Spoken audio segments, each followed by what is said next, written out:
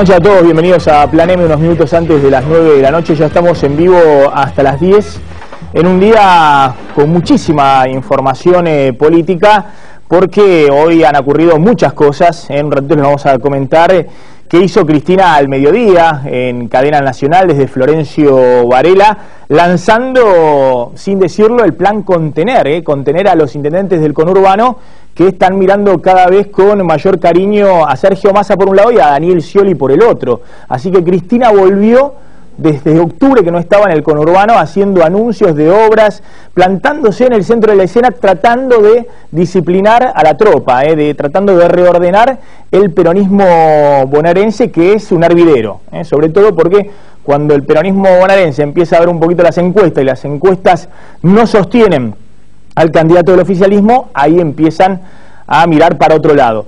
O cuando empiezan a ver la billetera, y la billetera en los últimos meses ha estado muy escasieli de fondos.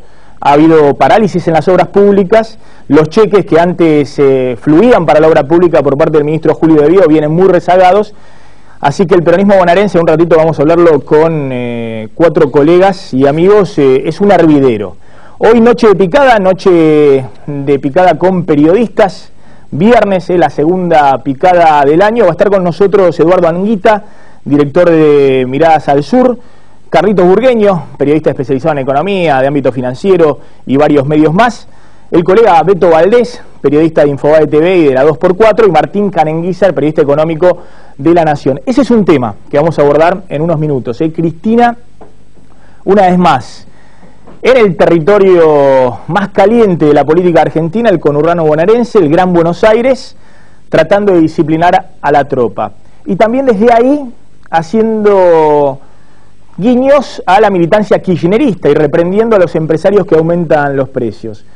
Y el otro tema fundamental, que ahí Cristina no se involucra por ahora, no pone el cuerpo, y está bien que no lo haga, para eso están los ministros, para desgastarse y para asumir costos están los ministros, es el ofrecimiento que hizo hoy el gobierno a los docentes. Sorprendió por lo exiguo. Si este es el ofrecimiento que va a mantener el gobierno, hay un cuarto intermedio. Los docentes rechazaron de plano la propuesta oficial. Si este es el ofrecimiento que mantiene el gobierno el lunes y el martes próximo, estamos hablando de que el gobierno se está plantando con un ajuste del salario real muy importante. El gobierno ofreció 22% en 3 cuotas, a pagar entre marzo, agosto y recién noviembre el 22%. O sea, efectivo anual es abajo del 20%. El aumento ofrecido para el salario inicial docente. No importa cuántos cobran de los docentes y salario, lo que importa es la referencia. ¿Qué porcentaje quiere el gobierno de las paritarias para este año? Si está alrededor del 20% o 22%, está muy por debajo de la inflación de este año. Y eso marca que el gobierno quiere dar la señal de que ahí quiere poner un ancla de la economía. Y si el ancla son los trabajadores, como por ahora lo son también los jubilados, 11% nada más de aumento en un semestre, recién a partir de marzo. Bueno, evidentemente el gobierno ha cambiado la tónica de la negociación salarial y está aplicando un ajuste fuerte de los salarios reales. En un ratito vamos a hablar con nuestros colegas. Pero atención, porque generó muchísimo malestar en gremios algunos que son muy kirchneristas. Los gremios docentes más importantes, el gremio nacional y el gremio de la provincia de Buenos Aires, son kirchneristas de la primera hora. Y hoy dijeron, el gobierno nos está empujando al paro, al conflicto gremial, al conflicto salarial. Antes de meternos en esos temas, déjeme hacer algunas reflexiones justamente por estas cosas que estamos viendo en las últimas horas, de lo que yo creo que es un plan. Pero es un plan que a Cristina de alguna manera o le da vergüenza anunciar, o le da culpa, o no puede anunciar porque contradice de lleno el relato del kirchnerismo, pero todo parece indicar que esto es un plan. Miren, repasemos algunas medidas. Echó a Moreno, estamos hablando de los últimos 2 meses y medio. Echó a Moreno, subió las tasas de interés fuertemente, cosa que el gobierno dijo no iba a hacer y que enfrían la economía. Crédito más caro para el consumo, crédito más caro para la inversión, menos consumo, menos inversión. Devaluó. Anunció un nuevo índice de precios al consumidor, el nuevo índice de inflación, que marca una inflación muy alta y que sincera lo que no se hizo en 7 años, mentir persistentemente con la inflación. aplicó un freno al gasto público, porque hasta ahora hay un freno con la obra pública y todo parece indicar, si se confirma esta oferta a los docentes, que el tope de aumentos de este año no solamente va a ser para 7 millones de jubilados, sino también para los empleados estatales. No solo para los docentes, sino para el resto de la administración pública nacional, con aumentos muy por debajo de la inflación real. Está en una negociación el equipo económico con Repsol prácticamente cerrada para pagarle 5.000 millones de dólares en bonos a 10 años. Con el FMI, para eso se hizo los deberes del nuevo índice de inflación. Se quiere cerrar un acuerdo del FMI para que haga un monitoreo anual de la economía argentina, un acuerdo light, pero una vez por año viene una misión del FMI a decir cómo está la economía argentina, y con esto abrir las puertas del Club de París, a los cuales el grupo de países más desarrollados, a los cuales Argentina le debe el default del 2001-2002, hoy alrededor de 10.000 millones de dólares. Y el gobierno quiere encaminar esta negociación para ver si con este combo, Repsol, FMI y Club de París, abre una ventanilla financiera de financiamiento en dólares para la Argentina que tiene hace varios años cerrada. A todo esto se le suma una medida que está en estudio en el Ministerio de Planificación, en el Ministerio de Economía, pero que el gobierno en este momento, con cierto criterio político, no se anima a anunciar porque quiere ver si puede cerrar primero las paritarias, que es un recorte de subsidios que están totalmente desbordados, lo contábamos ayer, a la luz, al gas y al transporte en Capital y Gran Buenos Aires. Y esto va a implicar una suba de tarifas muy fuerte, un descongelamiento de tarifas. Bueno, evidentemente esto es un plan, pero no se anuncia tal vez por una cuestión culposa, qué sé yo. Tal vez por vergüenza, para no contradecir tan violentamente el relato. Tal vez porque varias de estas medidas eran las que reclamaban dirigentes de la oposición, y Cristina dijo que nunca las iba a tomar. Mientras tanto, el kirchnerismo, mientras aplica esto, mientras toma estas medidas, mientras hace esto, en el discurso da rienda suelta para la tribuna, con el programa Precios Cuidados, y habilita a diputados del kirchnerismo para que jugueteen en el Congreso con un paquete de leyes que todos saben que no van a dar ningún resultado para bajar la inflación, pero que sirven para tranquilizar a la tropa. Multas más altas y penas más duras contra los que produzcan desabastecimiento e incumplan los precios cuidados. ¿Por qué digo que todos saben que con esto no se baja la inflación? Porque si con esto se bajaba la inflación, ¿qué hicimos en los últimos 6, 7 años el Congreso? Si hubiesen aprobado esta ley, chau. Y no llegamos a la devaluación, a todo lo que estamos viendo hoy. Si alguien cree que porque tenés una ley contra el desabastecimiento más dura, termina con la inflación, bueno, ¿qué hiciste en los últimos 6, 7 años que no aprobaste esto en el Congreso? Era muy fácil, te lo votaban con las dos manos. El peligro de esto, del gobierno aplicando medidas ortodoxas por un lado y haciendo jueguito en el discurso para la tribuna por el otro, es que al no explicitar concretamente el plan hacia dónde va, al no fijar una meta como hace Bolivia, por ejemplo, también Chile, pero Chile es un poquito ortodoxo, Bolivia, como hace Uruguay, como hace Brasil, una meta hacia dónde quiere llevar la inflación a lo largo del año, y sentar a todos los actores para coordinar expectativas, a los sindicalistas, a los empresarios, al propio gobierno y a las fuerzas políticas, las acciones de un lado, esta receta de medida de un lado que está aplicando, y el discurso por otro, tal vez desde el punto de vista de las expectativas se pueden neutralizar. Pues yo expliqué varias veces, la economía no es solamente incentivos, cosas elementales, tenés que subir la tasa de interés porque si no nadie se queda en pesos y todos corren al dólar. También es credibilidad, la gente tiene que creer que aunque vos le pagues una tasa de interés más alta en el banco, no vas a devaluar el día de mañana. Y si no, vas a tener que aplicar medidas mucho más ortodoxas para compensar la falta de credibilidad.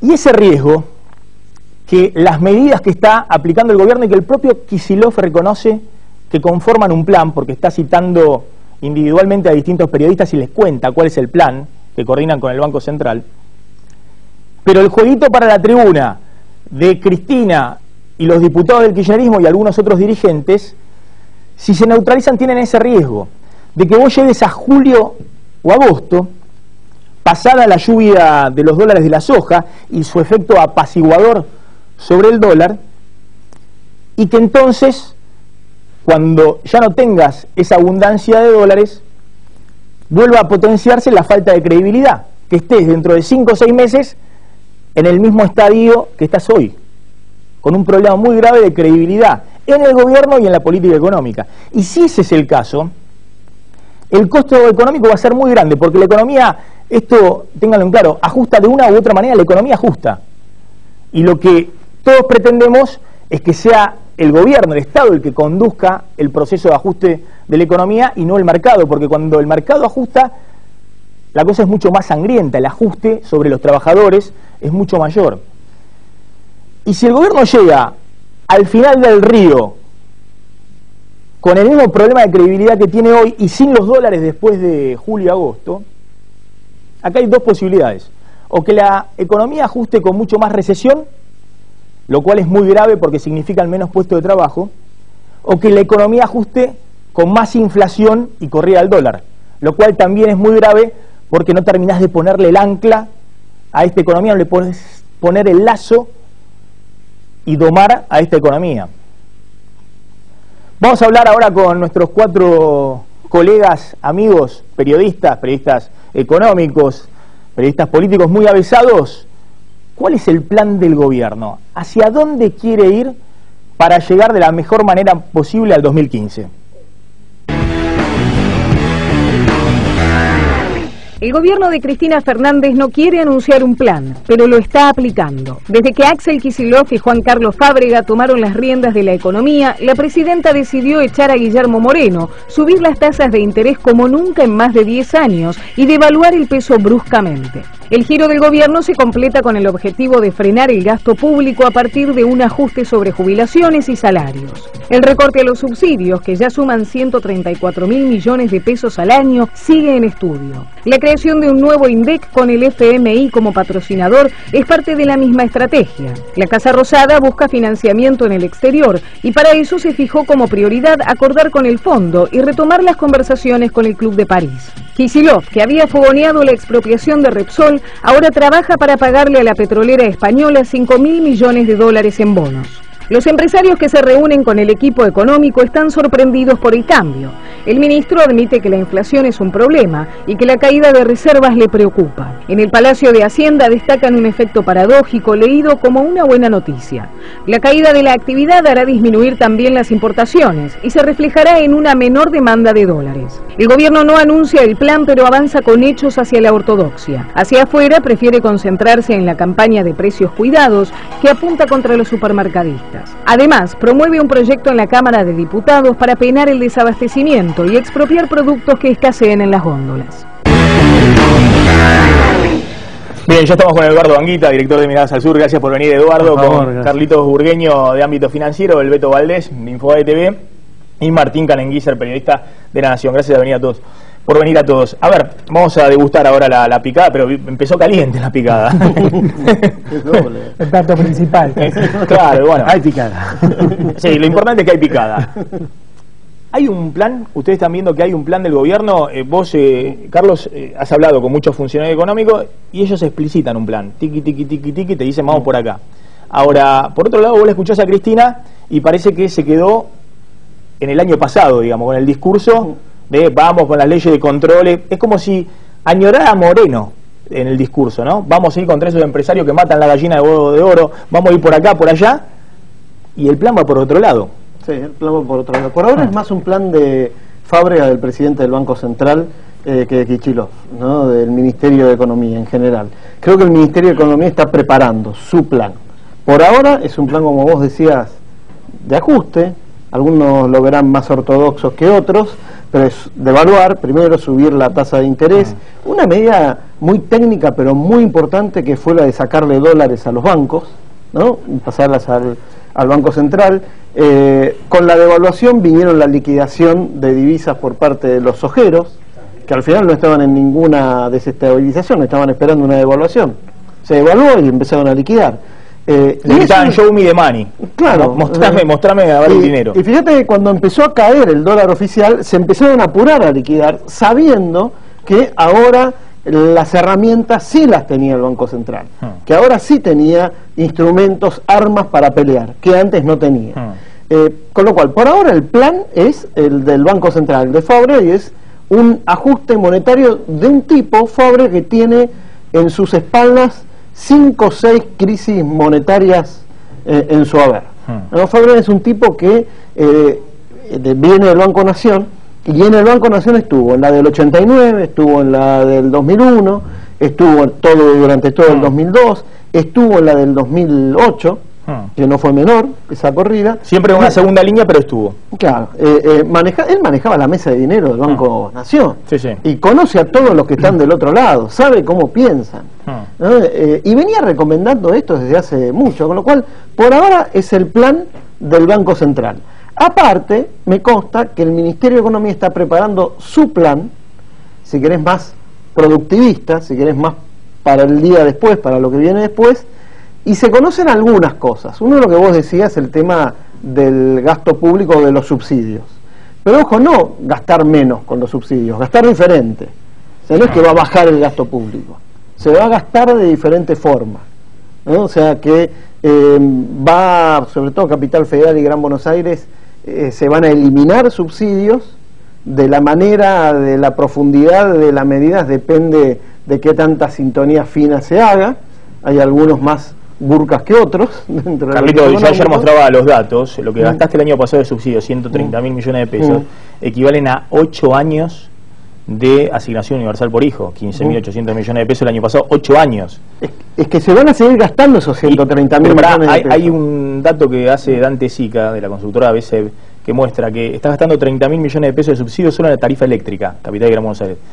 Si vos querés subsidiar a 2 millones de personas, que son las que menos tienen y las que necesitan, que le mantengas tal cual está la tarifa, no se la toques, eso te insume 5.000 millones de pesos. Es decir, que los otros 25.000 millones de pesos puedes recortarlos. Bueno, la cifra que estaba con un funcionario hablando el otro día, que tenía una planillita, que decía, el número era 7.000 millones de pesos de subsidio. De subsidio, y me mira y me dice, y encima no nos votan, ¿no? Por la Capital Federal y algunos lugares del conurbano bonaerense. Así que viene por ahí. Yo creo que falta una segunda. Mirá lo que hizo Randazzo con los colectivos. Subió en enero del año pasado, subió en enero de este año. Nadie quemó los colectivos, porque como subió todo, todo aumentó. Tener el colectivo hoy a 2.70, cuando ya con los dos aumentos tenés en 2.70. Cuando en Córdoba ya sale 5 pesos, 5.50, bueno, la gente lo acepta. Y Randazzo se ahorró muchísimo en el subsidio de colectivos, que es el principal subsidio de transportes. El año pasado cayeron 3% nominal el subsidio a los colectivos. Con una inflación del 28%, un ajuste muy grande de los subsidios a los colectivos. Eso, bueno, fue una medida que más o menos la tomaron. Lo que pasa es que ahora es más difícil, ¿no? Políticamente, en un año muy complicado, también aumentar la tarifa de luz 100%, 150%, 200%, aunque sea una familia de clase media, duele. Pero ya tenés barrios de esto, pero creo que es el año hacer el ajuste en el transporte. No hay elecciones este año. Además hay barrios ya que lo están, digo, hay gente que me mostraba la boleta a alguien de Caballito que ya están cobrando 700 pesos de luz, y en Belgrano esa persona tiene un consultorio y paga la mitad, digamos. O sea, en Capital pero ya... en el Corredor Norte ya hace 2 años que se eliminaron los subsidios. Hay una disparidad. Justo, ¿te acordás que se había empezado con la sintonía de la población? Es muy menor. Se anunciaron en noviembre, diciembre de 2011. Es muy menor de la población. El triunfo electoral, que ese era el momento. Porque acá hay una cuestión política clave en lo que vos planteabas al principio. No cabe ninguna duda que Cristina no va a tocar este tema, y ella está pensando en otro tipo de elementos en la estrategia de cómo darle mayor volumen político a este giro, llamarlo ortodoxo y demás. Y está pensando, no es casual que vuelva al conurbano después de la operación. Hacía muchísimo tiempo que no iba a la tercera sección electoral, a Florencio Varela. Ahora, vos fíjate que ayer se suspendió el acto, en algún momento hasta se especulaba que lo iba a postergar, y ella lo quiso hacer igual, a horas de la cumbre del PJ de la provincia de Buenos Aires en Santa Teresita, con mucha movida. Mañana en Santa Teresita. Exactamente, con una cumbre espectacular para que haya balcones, sobre todo para analizar y compararla con la del año pasado, donde Scioli era mala palabra. Vudú lo bardeaba Scioli. La gran en estrella. la cumbre del año pasado. La gran estrella de Santa Teresita. Vudú va a estar haciendo castillitos en la arena y Scioli va a estar en el centro de la reunión en Santa Teresita. Scioli. Es más, hay una pelea hasta ahora por quién cierra. Algunos decían que tenía que ser Scioli, otros planteaban a un funcionario del gobierno. Axel Kicillof va a estar, probablemente sea una figura también importante. Un detalle es que van a estar juntos funcionarios de Scioli y funcionarios del gobierno nacional. Están trabajando juntos. Exacto. Es una novedad. Te rompo una cosa que también me parece que en el acto de hoy, además de estar en el conurbano, habló con la vicegobernadora de Córdoba. Convengamos que con De la Sota no ha habido una relación fluida, salvo a partir de que Capitanich limó un poquito las cosas, pero... Y Scioli también estuvo con la vicegobernadora, con Urtubey, que es visto dentro del peronismo como alguien más bien ortodoxo, más bien alguien conservador, y que lo tenía Scioli sentado al lado. Entonces también me parece que ella intentó dar un gesto de que en las próximas semanas tiene que haber unidad. Después voy a meter un bocadito sobre el tema docente. Que volvamos a tema. Porque después tenemos escenas de peronismo explícito, así que todo esto es Santa Teresita. Horario de protección al mayor. Claro, ¿no? pero me quiero acercar más a las 10 para que no nos sancione el AFCA. No, volvamos a los docentes con un dato central, que es el acuerdo que acaba de firmar la gobernación de la provincia de Santa Fe, 30% de aumento.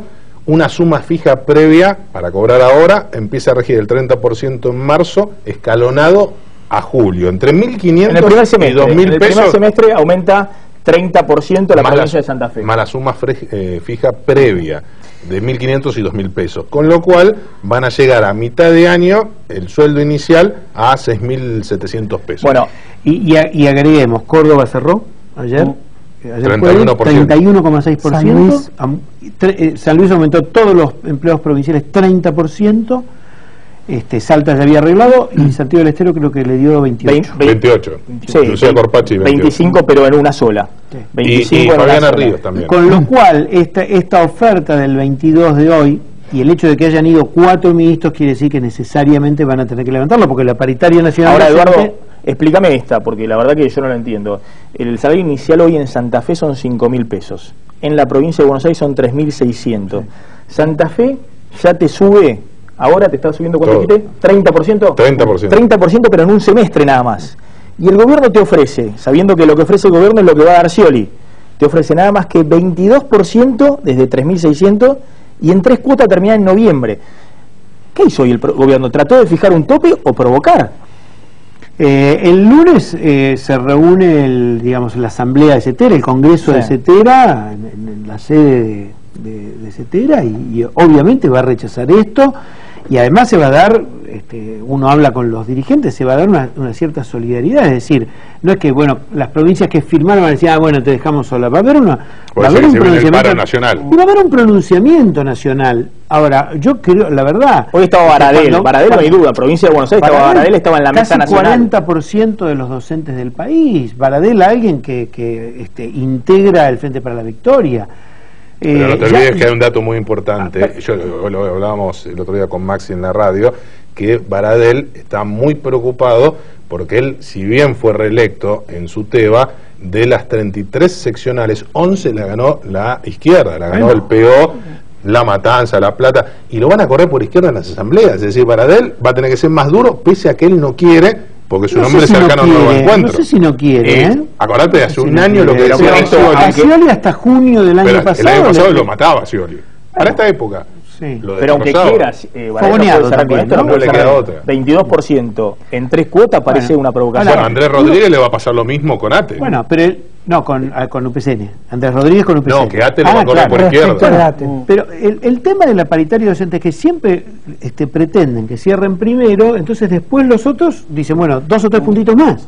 UPCN, el año pasado, los docentes, que no me acuerdo si cerraron en 23, 3 puntitos más. Entonces, la verdad que el hecho del planteo de ellos, decir, estiremoslo hasta junio y arreglemos algo ahora, era bueno, pero si ya cerraron algunas provincias, y Ciudad de Buenos Aires va a cerrar. Ahora, ahí está más complicado. Está complicado porque son muchos gremios, y también por primera vez el gobierno de la Ciudad de Buenos Aires va a tener problemas con gente y Datarmine, que nunca han sido, digamos, muy duros y que han convivido bien con todos los gobiernos. Les hago una pregunta, porque a ver, más allá del tema docente puntual, que como están las cosas va a ser muy difícil que, por ejemplo, en la provincia de Buenos Aires empiecen las clases. Pero más allá de ese tema, la señal que da el gobierno. Pues a mí lo que me llama la atención es la señal. El gobierno, a ver, tenemos ahí una placa respecto a lo que ofreció hoy. Y escúchenlo a Capitanich primero. Miren lo que decía Capitanich y le pregunta, ¿pero cuándo ofrecieron ustedes? Ofrecieron 26%. ¿Cuánto? Creo que fue la colega de ámbito financiero. Sí, Viviana Franco. Eso da un incremento en total de 26,8, como usted dijo. Sí, eso si uno computa, efectivamente, la suma fija por presentismo en términos de cómputo prorrateado por mes. Pero en general, la pauta es equivalente al 22% distribuido en 3 cuotas. Bueno, fíjense lo que es el tema del aumento docente. Tenemos ahí una placa. En realidad es 22% el aumento. El salario inicial docente hoy es 3.416 pesos. A nivel nacional, en realidad hay muy poquitas provincias que pagan este inicial. Lo que importa es este número, el número que da el gobierno como referencia de la paritaria docente nacional, porque de esa se va a tomar Scioli, es la que está esperando Scioli, y además para el resto de la administración pública. ¿Qué ofreció hoy el gobierno? Ofreció 12% en mayo, llevar a 3.825 pesos, 5% en agosto, 3.996 pesos, y 5% en noviembre recién, es decir, que al 22% llegás recién en noviembre. Para que tenga una idea, el docente, por ejemplo, bonaerense, que está un poquito por arriba, apenas 200 pesos por arriba, llegaría recién en noviembre a estar, no sé, como 1.500 pesos abajo de lo que es el sueldo. Ellos piden 4.860 ahora. Sí. Lo que piden es 4.860. Claro. Imagínate que estamos en febrero. Lo piden ahora, lo piden en el primer semestre. Bueno, pero además de eso, hoy Capitanich dijo, bueno, le vamos a dar un plus por única vez en junio de presentismo, si cumplen con el presentismo, 1.000 pesos, y en diciembre otro de presentismo de 1.000 pesos. Que ya fue rechazado por los gremios. Claro, los gremios rechazan este criterio de presentismo, que en algunos dicen que es sensato porque mejora la productividad, pero bueno, es algo con lo que insistía siempre Cavallo en los 90, y bueno, los gremios siempre rechazaron. Pero más allá de este tema, esto es por única vez. O sea que el salario en enero del 2014 vuelve a estos 4.167 pesos. Es decir, el número que vale, como dijo Capitanich, es este 22%.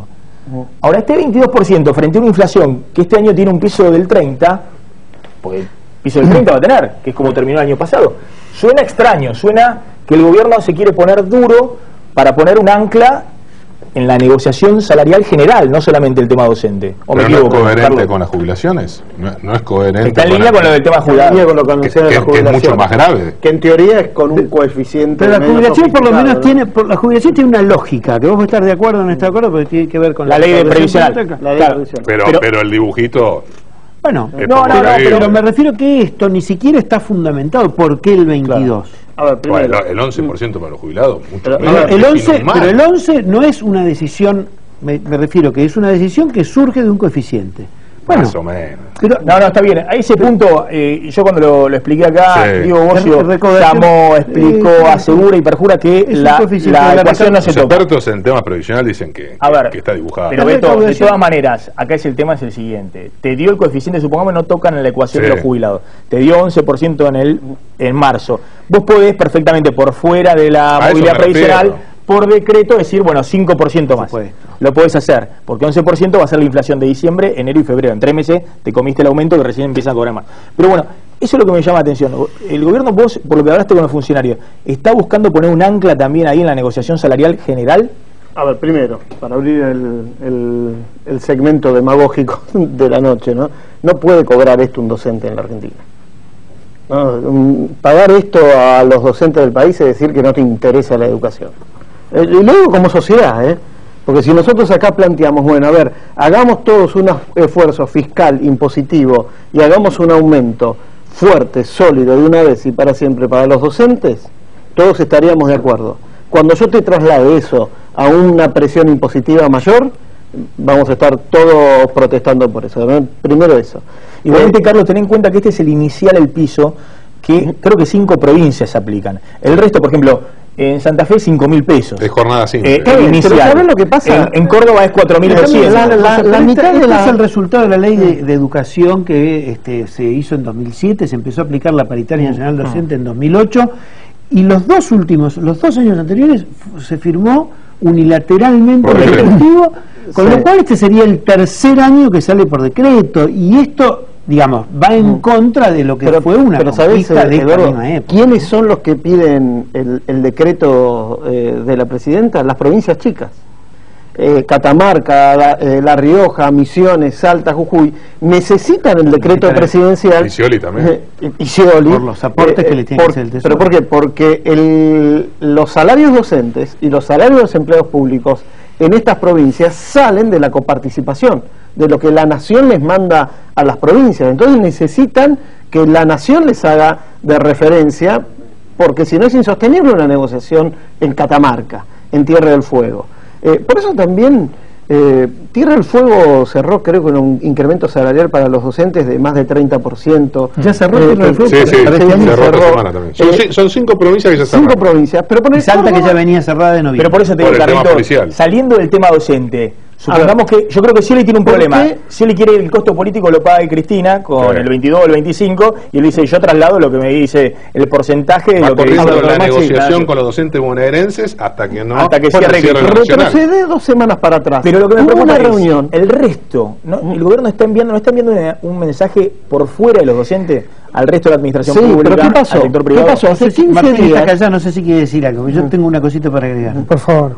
No, que a mí me da la impresión, el otro día yo escuchaba la reunión que hubo de empresarios metalúrgicos y de otros sectores de la construcción y de gente sindicales, me da la impresión de que ahí sigue habiendo un juego mucho más suelto, y que si vos te fijás la caída de los salarios de los empleados públicos, y esto Martín es especialista, en los momentos de ajuste, los empleados públicos, y ergo los docentes, tienen caída históricamente con el gobierno que sea. Cuando hay ajuste, cuando hay políticas ortodoxas, pierde el empleado público. Claro. Y los jubilados. El año pasado no hubo políticas ortodoxas y cayó el 3% el salario real. El año pasado hubo de los empleados públicos. Los empleados públicos vienen. El salario real cayó un 3%. En realidad los empleados públicos vienen hace varios años por debajo del aumento de los salarios privados. Claro. Sí. Ahora, igual yo lo que veo es que estamos hablando de un plan tal vez explicitado, culposo, no culposo, y no de un gobierno que se quedó sin guita, digamos. En realidad me parece que hay que hablar más de eso, porque todo lo que vos enumeraste ahí como medidas son qué cosa tengo que hacer para que alguien me preste plata. Entonces, en función de eso sale el coeficiente del 22%, no de un cálculo, de una necesidad, de esto y lo otro. Yo tengo esa sensación, porque ¿qué está pasando? Este fin de semana el secretario de Finanzas está en Australia tratando de cerrar el tema del Club de París. Axel Kicillof, como vos decís, está aceptando por debajo negociar con el Fondo Monetario. Digo, están tratando de ver si se pueden endeudar al 12, al 11 o al 10%. Todas las cosas que dijeron que no iban a hacer, eso es porque no hay más guita. Entonces, me parece que estamos hablando de un plan. No hay más guita, obviamente tenés la máquina de imprimir billetes, lo que pasa es que esa ya está destruida. Bueno, pero estamos hablando todo lo que emitas ahí se va a inflación o al dólar, digamos, entonces no puedes usar más la maquinita de imprimir billetes. Y estás teniendo una recesión que el estudio Bain, a que nadie va a poder juzgar de golpistas, una semana está citando una caída del 1,5% en el nivel de actividad. En Wall Street algunos hablan de un 3%. Sí. Cuando todavía no se sabe, el señor es especialista en deuda, si Argentina no va a tener un fallo en contra en Nueva York por el tema de los fondos buitres, que te puede pegar un sablazo, porque ahí olvídate de que alguien quiera comprar un bono argentino si Argentina recibe una sentencia definitiva por parte de la Corte Suprema, ¿no? Pero hay una cuestión, ¿no? Un poco, la Argentina obviamente se quedó sin guita y quiere salir a los mercados internacionales lo más rápido posible. Todas estas son señales que lo que se está mandando a los mercados es: miren que estamos atendiendo el tema que ustedes nos estuvieron pidiendo, que es bajar la emisión, bajar el gasto público. Hubo una reunión de Axel Kicillof con industriales, entre ellos Funes de Rioja, a los cuales le criticó Kicillof directamente, decir, bueno, hicimos lo que ustedes nos están diciendo. ¿Así le dijo?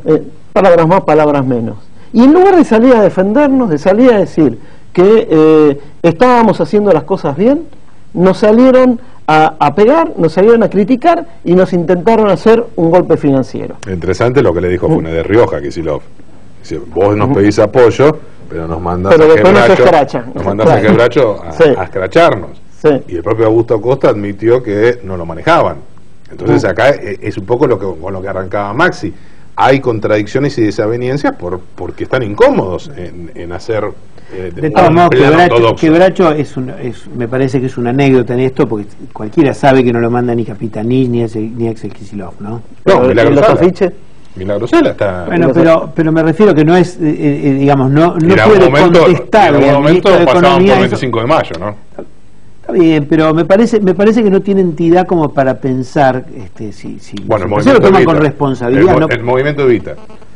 Esos Pérsico, que es un funcionario del gobierno, que está en el Ministerio de Agricultura. Pérsico no es el movimiento Evita no es Quebracho. El movimiento Evita tiene relación, pero me parece sinceramente. Creo que Quebracho más allá de las relaciones, puntal importante en esta estrategia de choque. Parece que es una pero hay mucha preocupación en el mundo empresario por este tipo de aprietes. Eso dicen. Están preocupados. Se quejan, pero...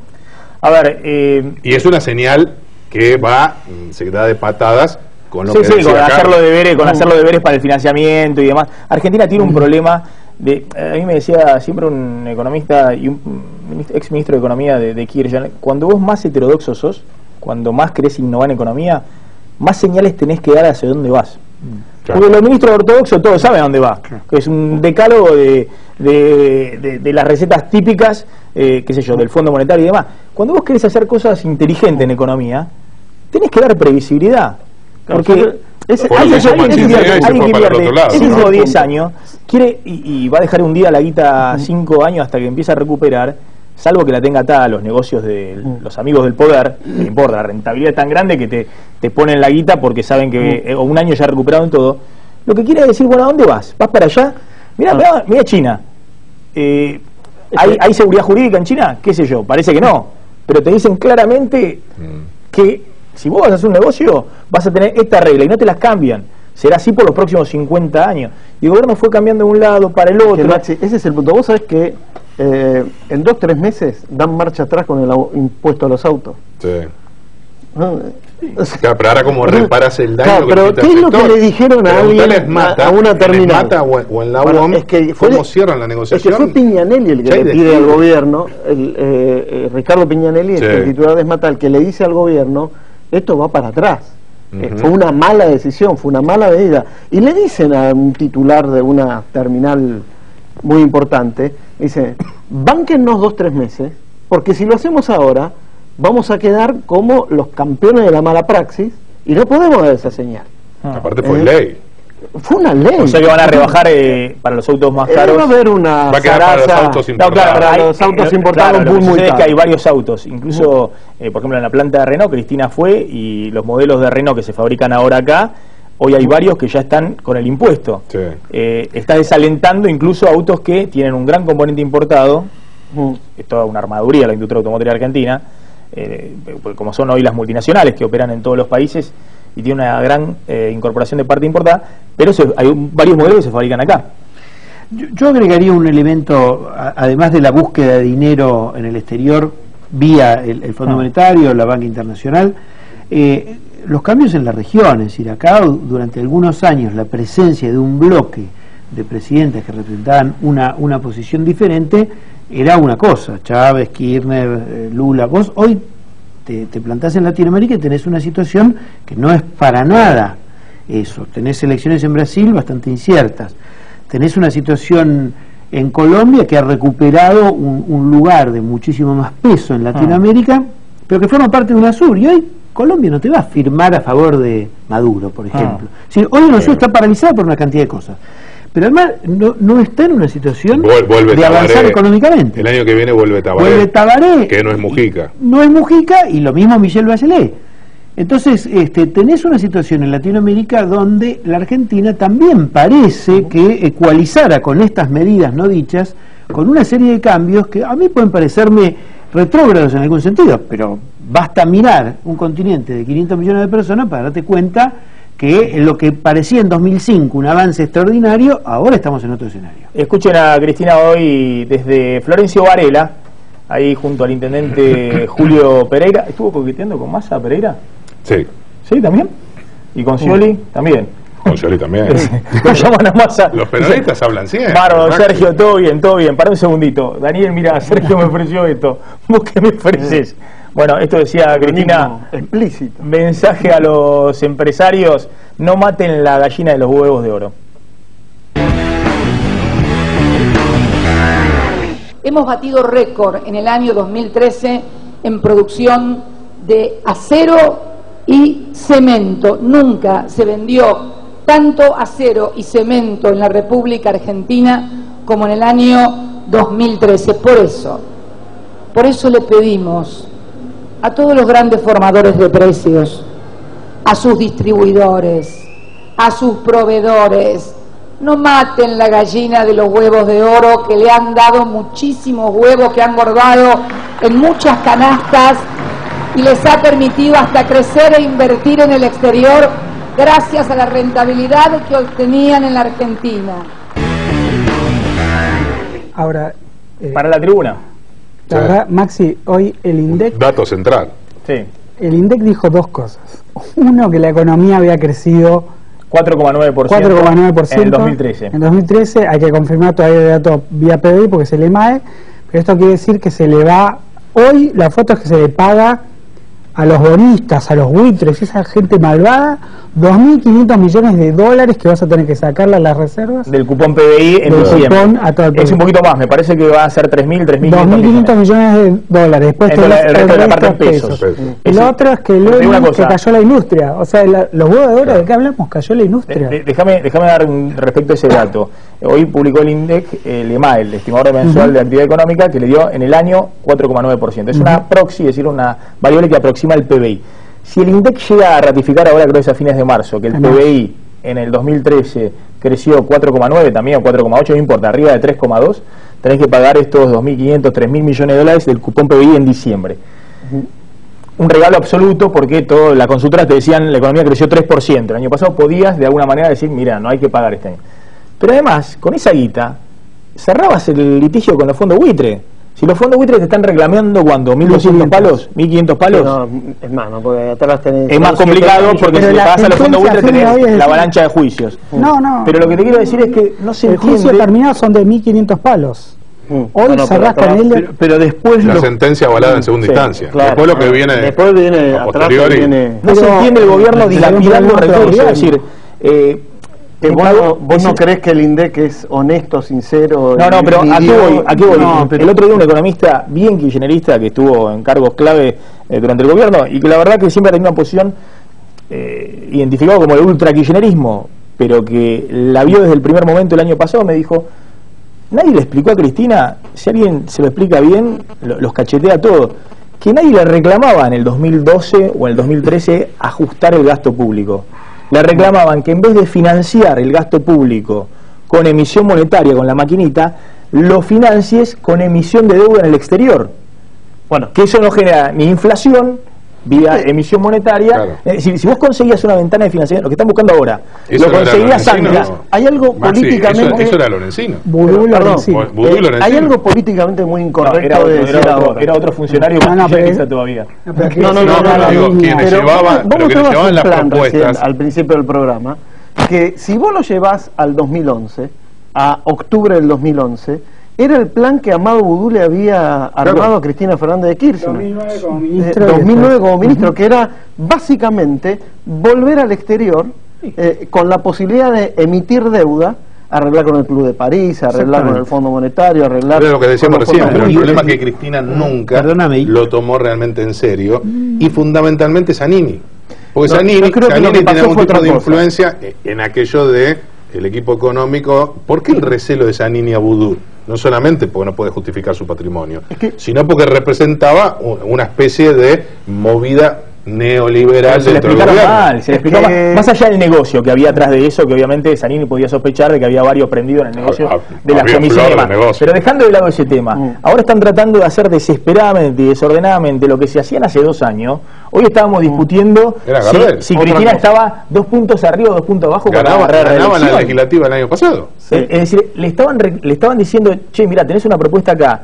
para mantener la obra pública, para mantener el gasto público, los planes sociales y todo, pero como tenés una deuda tan baja en relación al PBI, en vez de financiarlo con la maquinita de emitir peso, financialo con la emisión de deuda. Es que pasó otra cosa. Tenías que reconocer el INDEC, tenías que reconocer... Maxi, en esos días de octubre del 2011 pasó otra cosa, que fue lo que torció el rumbo. Creyeron ver un golpe de Estado financiero. Creyeron ver eso. Y ahí es cuando cuando el gobierno cambia pero el igual sentido después de la viene la economía. sintonía fina. Acordate, Nunca hubo sintonía fina. Pero vinieron los anuncios déjame del retiro de este tema. Vienen los anuncios de Vido y Kicillof del retiro de subsidios. Acordate, la tarjeta sube. Yo creo que la tragedia de 11, que mañana se cumplen 2 años, también marcó mucho el arranque del segundo mandato de Cristina. Sí, pero y además recordemos que por un lado se formuló eso, pero inmediatamente después, un lunes, apareció la FIP diciendo no se venden más dólares, no había instructivos, era una... Boudou salió en ámbito financiero diciendo una serie de cosas que él ni sabía. Decía, no, son 4 o 5 los que manejan el dólar, esto lo resolvemos en una semana. Se habían metido en un lío infernal con el tema del dólar inmediatamente después del triunfo del 27 de octubre, mientras tenían un plan elaborado que iba en una dirección. Y el tema de los subsidios y todos los juicios del cielo y todas esas cosas, si querías hacer eso, tenías que manejar el país de otra manera. ¿Sabés lo que le faltó? ¿Sabés lo que faltó? La decisión que tuvieron que tomar después, que fue devaluar. En ese momento ya había atraso cambiario y de alguna manera se lo podría haber manejado de otra manera, porque eso era lo que el tan mencionado golpe financiero, lo que es una especulación de los mercados, incluyendo los ojeros, de pensar que el tipo de cambio estaba atrasado octubre del 2011 y sí o sí el gobierno iba a terminar devaluando. Entonces le apostaron en contra al gobierno, o le apostaron a favor de una devaluación, y el gobierno creyó ver un golpe de Estado financiero con los enemigos de siempre, y ahí terminó el plan. Acordate que regalaban el dólar, hasta el cepo era un regalo. El enemigo de dólar. siempre, estamos hablando de Jorge Brito, que alguna relación con Néstor había tenido, ¿no? Sí, y los ojeros, a ver, básicamente... De siempre y la gente común. Los nuevos el dólar estaba regalado, regalaron dólares hasta el cepo. Bueno, y acordate que entre las estaba regalado en el 2011, y las elecciones legislativas, ahí aumentó mucho más la corrida, pero también gente que votaba a Cristina compraba dólares. Es que no hicieron nada. Si el dólar estaba regalado o retrasado, no hicieron nada en noviembre del 2011, ¿cómo estaba en noviembre del 2012? Totalmente. Y ahí es cuando la situación se les empieza a complicar cada vez más. ¿Querés hablar un poquito de...? No, yo lo que me pregunto de todo esto es... Vamos a hablar un poquito... pero yo también me pregunto por qué ha faltado interlocución en los sectores con los cuales ese plan se buscó, con el Club de París, con el Fondo Monetario, que yo no soy partidario de poner a la Argentina de rodillas ante el Fondo Monetario, pero si vos pagás la deuda voluntariamente de un saque al Fondo Monetario, está claro que medidas y planes de ese tipo iban a llegar, porque Néstor, en el conjunto de cosas que hacía, también dijo, señores, seamos realistas, cuando dijo, ¿qué quiere que lo ponga el flaco Cunca en el Banco Central? Él, digamos, daba señales de la necesidad de combinar una cantidad de cosas diferentes. Pero Bolivia tiene hace años, el artículo 4 del FMI, tiene hace años Bolivia de Evo Morales. ¿Por qué los primeros años Néstor tenía interlocución con los acreedores, con el Fondo Monetario, con Estados Unidos, y después se empezó a perder interlocución? No había nadie que llamara y dijera, muchachos, recíbannos. Bueno, había un ministro de Economía y un presidente del Banco Central, ¿no? Claro. Ahora, explícame vos, Eduardo. Y un presidente. Sí. Y un presidente que jugaba esas dos figuras. Que jugaba muy con eso. Bueno, pero explícame vos, ¿cuál fue la lógica? ¿Qué pasó dentro del kirchnerismo en términos de discurso y en términos de mirar a la sociedad y la realidad? Las situaciones del Palacio son difíciles. Ahora, la verdad, Moreno presidía las reuniones donde estaban todos los que tenían que ver con el ámbito económico, Banco Central, Secretaría. Ahora, ¿qué pasó? Negociaciones económicas internacionales, decidía viajes. Entonces, si vos le das a Moreno semejante manejo y tanta gente decía, no, pero este tipo es un fenómeno, tiene una muñeca extraordinaria, tiene una cintura, ¿sabe? ¿Quién decía eso?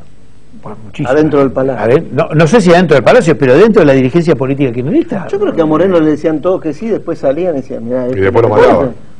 Bueno, los ministros decían barbaridades. Barbaridades se decían. Los funcionarios. Por supuesto que si salían de la reunión decían barbaridades, pero nadie se atrevió a enfrentarlo. Nadie lo enfrentó. Mira, yo recuerdo algunos actuales ministros que salieron a advertir lo del INDEC hace 3, 4 años. Sí. Y se quedan solos. Y la verdad que los quiero nombrar porque si yo, uy, fulano encima. ministros actuales que salieron. Ahora, Eduardo, explícame qué le pasa al kirchnerismo en los últimos 2 años que instrumentos de política económica, como pueden ser transitoriamente tener que pagar con la Reserva del Banco Central, algo que inventó Amado Boudou, que la verdad que era algo que te aprobaba hasta Mario Blecher en su momento, porque tenía cerrado los mercados financieros, usa 1 año, 2 años la Reserva del Banco Central para pagar deuda, pero el desendeudamiento no es una bandera revolucionaria, no. Es una reverenda estupidez en términos de política económica, y se abrazaron al desendeudamiento como si fuera. Después, Mercedes Marcó del Pont le explicaba a la presidenta que Argentina podía emitir peso como si fuera Estados Unidos, Australia o Canadá, que emiten dólar y nadie se queja. Y Mercedes Marcó del Pont en el imaginario kirchnerista era Rosa Luxemburgo. Es decir, la idea de que estamos recreando la economía no convencional. ¿Qué pasó en el ideario kirchnerista? Que cosas que eran instrumentos circunstanciales de la política económica se terminaron convirtiendo en la única bandera.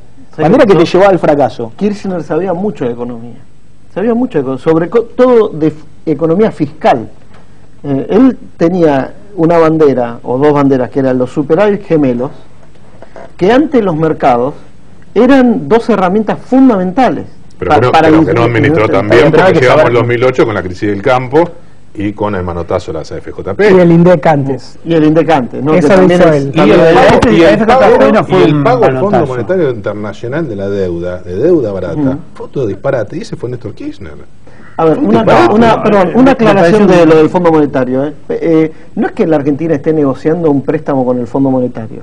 Lo que está negociando con el fondo... Todavía no. Porque falta aún. Como dice un viejo, cuento lo que me cuentan. ¿Okay? Lo interesante es lo que le dicen a Cecilia Nahón en el Departamento de Estado. La embajada de Estados Unidos. Anda al Fondo Monetario. A ver, dicen, la Argentina tiene que tener una revisión del artículo 4 del Fondo Monetario. Y con eso soluciona el Club de París y puede colocar deuda con bancos privados, no pedirle plata al Fondo Monetario. Ojo, son 2 cosas. Déjame agregar una cosa. No, pero es correcto lo que vos decís. De hecho, Brasil no tiene un préstamo con el Fondo Monetario. Uruguay no tiene un préstamo con el Fondo Monetario. Chile no tiene préstamo con el Fondo Monetario y Bolivia tampoco. No tienen stand-by, acuerdos préstamos. Brasil, Chile, Uruguay, Argentina cancelaron todas sus deudas con el Fondo Monetario. Lo que tienen es, vos sos miembro del club del FMI, bancate una revisión anual llamado artículo 4. ¿Qué hacen en los otros países cada vez que hacen en la revisión artículo 4 de Brasil, por ejemplo? Dilma Rousseff agarra el artículo 4 que escribieron los burócratas de Washington y lo tira a la basura. Hace así, ¡pic!, lo tira. Se banca simplemente que se entretengan los burócratas de Washington. Yo creo que sería una muy mala idea negociar un préstamo del FMI. ¿Sabes por qué? Vos negociás un préstamo del FMI y das la señal que estás en la lona. Claro. Es decir, que estás desesperado. Claro. Y gatilla todavía más desconfianza. ¿Qué hizo Evo Morales? O sea, que está bien solo negociar el artículo 4. Evo Morales coloca deuda y paga el 4,5% anual. Sí. A la semana siguiente vienen los burócratas del Fondo Monetario, dicen, bueno, los datos de Bolivia están más o menos bien, y Evo Morales los bardea desde la Casa de Gobierno de Bolivia y dicen, bueno, ahora pidan perdón por los 90, y eso no impidió que Evo Morales consiguiera 4.500 millones de dólares de deuda, que para Bolivia son como 20.000 millones de dólares de la Argentina. ¿Vos te imaginás si hoy la Argentina pudiera colocar deuda a 10.000 millones de dólares al 6-7% anual? Pero agreguemos que Bolivia tiene una política energética que le da respaldo. La política energética de Bolivia le da respaldo. Bueno, pero la Argentina tiene la soja, si es por ingreso de dólares. Pero la soja no puedes comparar retenciones. No es PDVSA. Claro, las retenciones ahora no. No es PDVSA y tampoco es el IPF boliviano y la política petrolera y minera de Evo. No, pero Eduardo, Bolivia, más allá de que tenga los recursos energéticos y demás, Bolivia, con todo respeto, en términos del concierto internacional, la de Argentina no existe. No, está bien, pero en los últimos 3 años... Argentina, si hubiese hecho algo bien en los últimos 2 años, 3 años, tenía posibilidad de conseguir financiamiento en mejores condiciones que Bolivia. Bolivia es un país que, además con un presidente bien zurdito, ¿no? Un presidente verdaderamente... al revés, quiere decir que si vos haces las cosas, aún con una política soberana, aún con una política de nacionalización, si ordenás las cosas... Lo digo irónicamente. Claro. Bueno, pero no se peleó con Repsol, ¿no? Zurdito, pero... Bueno, pero no tonto. Pero lo digo irónicamente, lo digo irónicamente en el sentido de que el kirchnerismo parece que se abanderó del desendeudamiento, como si eso fuera a ser de centroizquierda o fuera a ser progresista. Sí, o que el Pepe Mujica sería más de derecha porque acerca. Te soy sincero, yo creo que no jugaron tanto esas cosas, sino incapacidad de tomar decisiones. Porque vos no podés tener, hoy a los empleados de los talleres de Sirigliano, que vienen hace 3 años advirtiendo que los están vaciando, no podés tener en la calle, cortando la calle, porque eso es una cosa que había que resolverla de la Secretaría de Transporte de hace años. Lo llevas a Alejandro Ramos a la Secretaría de Transporte, que no maneja el transporte, pero que es de debido y que Randazzo está arriba. Entonces, cuando vos agarrás un área estratégica como la energía o el transporte, tenés que darle esa habilidad.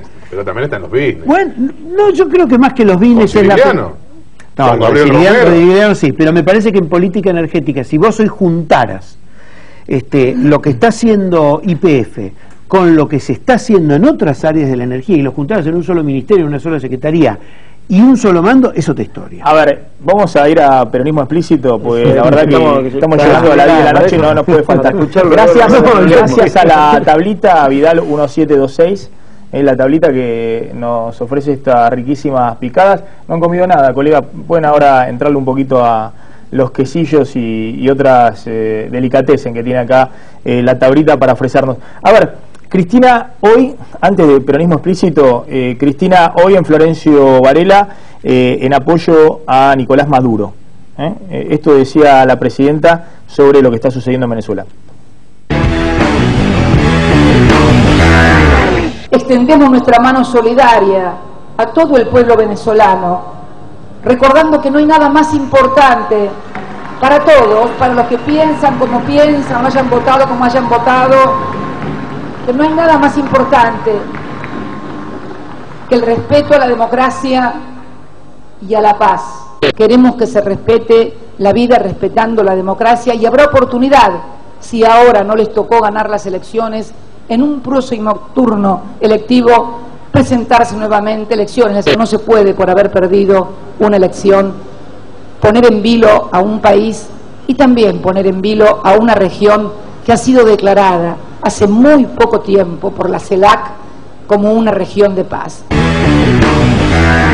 Eduardo, esta no es un poco la teoría de Cristina, es ¿solo importa la mayoría? ¿Sobre Venezuela? Sí. Yo creo que fue muy cauta ella, ¿no? Porque habló de todo el pueblo venezolano. El resto que espera la próxima elección. Pero sí, bueno, está bien, pero... No habló de los muertos, no habló de los muertos, asesinados por el chavismo. No todos. Hubo mucho más grave, como siempre. Pero ahí hace el Estado mucho más grave. Hubo dirigentes bolivarianos muertos y hubo manifestantes antichavistas muertos. Por la inteligencia y por los cubanos. Pero perdóname, han quemado edificios públicos, es decir, no son manifestaciones sencillitas y de amigos, Pero tampoco son golpistas. No son quién, pero no son golpistas. No sé, a ver, eso es una calificación. Pero el 2002 eso fue un golpe de Estado. Yo no voy a justificar ninguna muerte pero lo grave es que la presidenta no hable de los muertos. En manos de la policía, pero el nivel de lo que se está haciendo con el periodismo, el nivel de enfrentamiento que hay hoy en Venezuela es muy preocupante. Preocupante. Y lo que te digo es, me parece que Cristina fue muy cauta y lamentablemente, hay que decirlo, aunque Maduro ganó las elecciones hace poco, la situación económica es muy delicada. Meterlo preso a Leopoldo López es tirar leña al fuego, y echarla a Patricia Janiot hoy, la verdad que no suma ningún punto de tranquilidad. Mañana Caracas tiene 2 marchas y están todos recontra preocupados, muy preocupados. Entonces me parece que la presidenta en esto fue cauta. Tendría que haber estado más a mitad de camino. Yo creo que fue cauta. De que esperen el próximo mandato es jorobate. No, bueno, que espera el próximo mandato en el sentido de no tumbar un gobierno. No hay que tumbar un gobierno en Venezuela. ¿Vos te pensás que los estudiantes pero la presidenta argentina... Es como que el mayo francés o la primavera de Praga hubieran sido golpistas. Perdóname, la presidenta argentina, escuchaste lo que dijo, piensen lo que piensen, y estén donde estén. Es decir, fue un mensaje para todo el pueblo venezolano, en un momento donde está partida Venezuela. Vamos así ahora a hablar un poquito de peronismo explícito, escenas de peronismo explícito sobre el final de la noche.